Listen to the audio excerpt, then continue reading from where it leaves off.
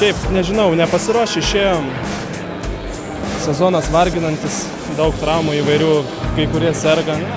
Tiesiog ne mūsų diena ir viskas, nekrito metimai, nieko nepakeisim. Jau yra kaip yra.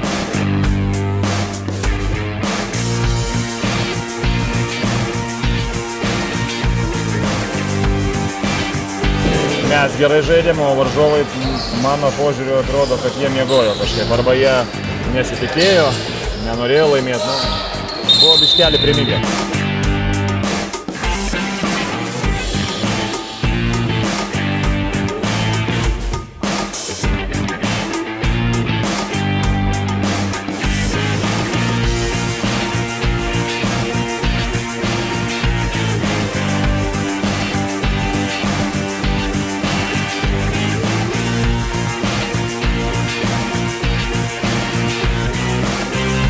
Pirmiausia, aš norėčiau padėkoti varžybų organizatoriams, kad padarė tikrai puikią krepšinio šventę.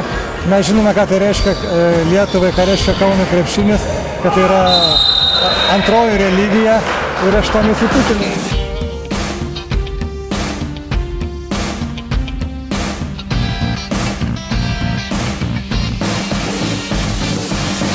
Pritrūko iš tikrųjų turbūt taiklumo ir manau, jeigu pradžiai būtume susigynę, kaip sugynėm ketvirtą kėlinį, manau, galbūt viskas kitaip buvę.